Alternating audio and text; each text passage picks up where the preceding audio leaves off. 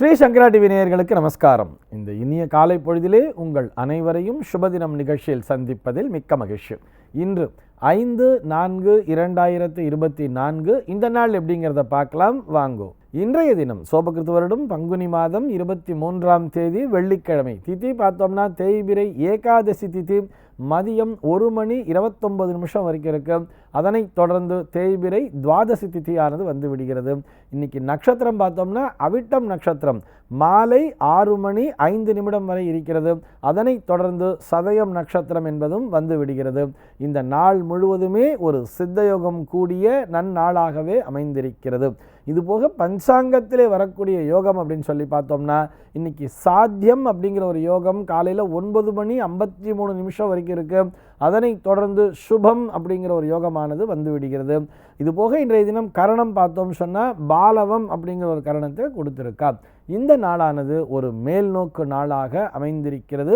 இந்த நாள் ஒரு தேய்பிரை சுபமுகூர்த்த நாளாகவும் அமைந்திருக்கிறது. ஆக இன்றைய தினத்திலே எல்லா விதமான சுப நிகழ்ச்சிகளையும் துவக்கலாம் என்பதற்காக நினைவூட்டுகிறோம். இதுபோக இன்னைக்கு என்ன ஸ்பெஷல் அப்படின்னு சொல்லி பார்த்தோம்னா இன்றைய தினம் பஞ்சாங்கத்திலே சர்வ ஏகாதசி அப்படின்னு சொல்லி கொடுத்துருப்பா. அதுவும் இந்த ஏகாதசி பார்த்தோம்னா பாப மோச்சனி ஏகாதசி அப்படின்னு சொல்லி கொடுத்துருக்கா. அதாவது இன்றைய தினம் ஏகாதசி விரதத்தினை மேற்கொள்பவர்கள் தாங்கள் அறிந்தும் அறியாமலும் செய்திருக்கக்கூடிய அத்தனை பாபங்களுமே விலகும் அப்படிங்கிறதுக்காகத்தான் இந்த ஏகாதசியை பாப மோச்சனி ஏகாதசி அப்படின்னு சொல்லியே பஞ்சாங்கத்தில் கொடுத்துருக்கா.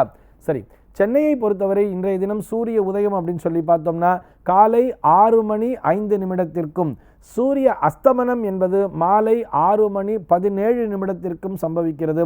சந்திர உதயம் என்பது அதிகாலை 3:52 சந்திர அஸ்தமனம் என்பது பகல் 3:05 சம்பவிக்கிறது.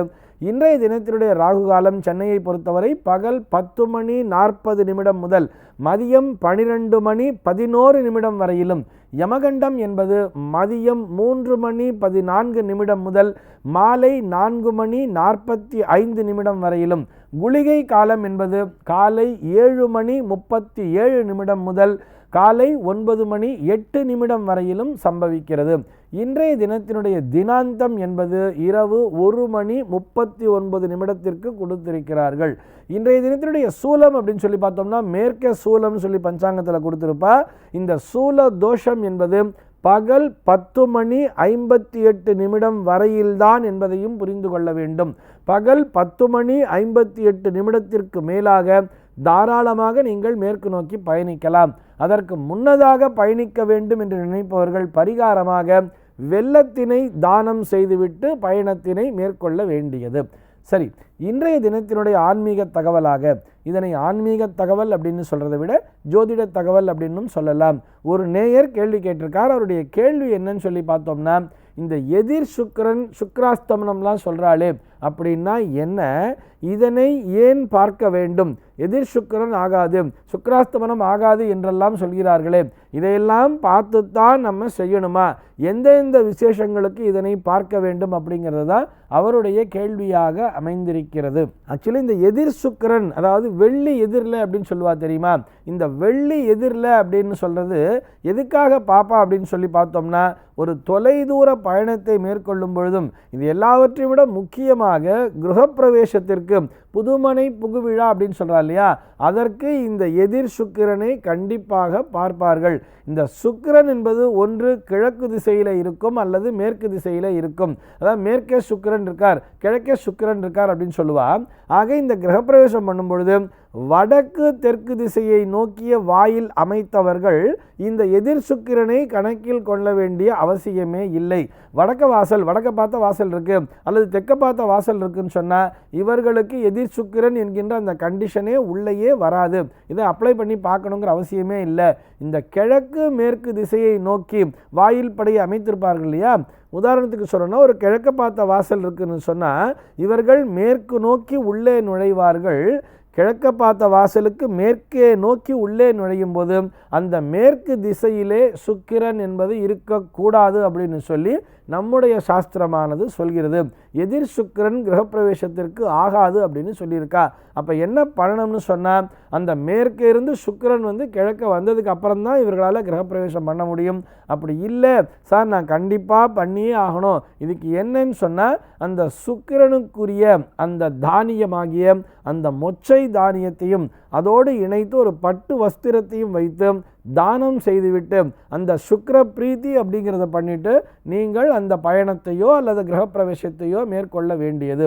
இது எதிர் சுக்கிரனுக்கான விளக்கம். அடுத்தபடியாக இந்த சுக்கிராஸ்தமனம்னா என்ன அப்படின்னு சொல்லி கேட்டிருக்கா இல்லையா. இந்த சுக்கிராஸ்தமனம்னு சொன்னால், இந்த சுக்கிரனானவர் சூரியனோடு இணைகின்ற நேரத்திலே, அதாவது சூரியன்லேருந்து இத்தனை டிகிரிக்குள்ளே இருந்தா அப்படிங்கிற மாதிரி ஒரு கணக்கு இருக்கு. சூரியன் சஞ்சரிக்கின்ற அந்த நட்சத்திர காலுக்கும் அதே மாதிரி சுக்கிரன் சஞ்சரிக்கின்ற இந்த நட்சத்திர காலுக்கும் இவ்வளவு டிகிரி வரைக்கும் டிஃப்ரென்ஸ் இருக்கலாம் அப்படிங்கிற மாதிரி இருக்கு. அது சுக்கிரன் கிட்ட வர வர, சூரியனுக்கு கிட்ட வர வர என்ன ஆகும்னு பார்த்தோம்னா சுக்கிர அஸ்தமனம்னு கொடுத்துருப்பா. இந்த சுக்கிராஸ்தமன காலத்திலும் கூட விவாகம், உபநயனம் போன்றவற்றை கண்டிப்பாக தவிர்க்க வேண்டும்னு சொல்கிறா. யாருக்குன்னு பார்த்தோம்னா யஜுர்வேதிகளுக்கு மட்டும்தான். யஜுர்வேதிகளுக்கு தான் சுக்கிராஸ்தமனம் ஆகாதுன்னு சொல்லியிருக்கா. ஒரு ரிக்வேதத்தை ஃபாலோ பண்ணுறவா அப்படின்னு சொன்னால் அவர்களுக்கு குரு அஸ்தமனத்தை மட்டும்தான் அவர்கள் கணக்கிலே கொள்ள வேண்டும். அதே மாதிரி சாமவேதத்தை பின்பற்றுபவர்கள் அவர்கள் செவ்வாய் அஸ்தமனத்தை மட்டும் கணக்கில் கொண்டால் போதுமானது. சார், நீங்கள் ருக்வேதம், யஜுர்வேதம், சாமவேதம்லாம் சொல்கிறீங்களே, அப்போ இந்த சுக்கிராஸ்தமனம் என்பது அந்தணர்களுக்கு மாத்திரம்தானா அப்படின்னு சொன்னால் அந்த மாதிரி இல்லை. எல்லாருக்குமே நான் பிராமின்ஸ் அப்படின்னு வந்தால் கூட இவர்களும் சுக்கிராஸ்தமனத்தை கணக்கிலே கொள்ள வேண்டியது. ஏன்னு சொன்னால், பெரும்பாலும் அந்த நான் பிராமின்ஸுக்குரிய அந்த சம்பிரதாயங்கள் அத்தனையும் யஜுர்வேதத்தின் அடிப்படையிலே தான் செய்யப்படுகின்றன. ஆக யஜுர்வேதத்தின் அடிப்படையிலே அந்த நிகழ்வுகள் நடப்பதால் அவர்களும் சுக்கிராஸ்தமனத்தை கண்டிப்பாக கணக்கிலே கொள்ள வேண்டியது. சுக்கிரன் அஸ்தமனம் பெற்றிருக்கின்ற அந்த காலத்திலே திருமணம் மற்றும் இந்த உபநயனம் போன்ற அந்த நிகழ்வுகளை தவிர்க்க வேண்டியது.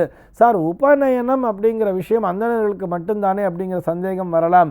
அந்தணர்களுக்கு மாத்திரம் அல்ல, உபநயனம் என்பது க்ஷத்திரியர்கள் மற்றும் வைசியர்களுக்கும் உண்டு, எல்லோருக்கும் உண்டு. இதனை நடைமுறையிலே பின்பற்றுபவர்கள் அந்தணர்கள் பின்பற்றுகிறார்கள். மற்றவர்கள் இந்த உபநயனம், அதாவது இந்த பூணூல் அணிவித்தல் அப்படிங்கிறது அவர்களுடைய இந்த விவாகம் அப்படின்னு சொல்கிறோம் இல்லையா, அந்த திருமண சடங்கோடு இணைத்து நடத்துகிறார்கள். ஆக அந்த திருமண சடங்கினையும் இந்த சுக்கிராஸ்தமன காலத்திலே தவிர்க்க வேண்டும் அப்படிங்கிறது தான் நம்முடைய சாஸ்திரம் சொல்கிறது. வேறு வழியே இல்லை, நான் செஞ்சுத்தான் ஆகணுங்கிற ஒரு கட்டாயம் என்பது ஏற்படும் பொழுது மட்டும்தான் அங்கே பரிகாரம் அல்லது இந்த பிராயசித்தம் போன்ற விஷயங்களை செய்துவிட்டு சுக்கிரனுக்குரிய பிரீத்தியை செய்துவிட்டு அந்த நிகழ்வினை தொடர வேண்டியது. ஆனால் பெரும்பாலும் முடிந்தவரை சுக்கிராஸ்தமன காலத்திலே தவிர்ப்பது, விவாகம் முதலான விஷயங்களை தவிர்ப்பது நல்லது.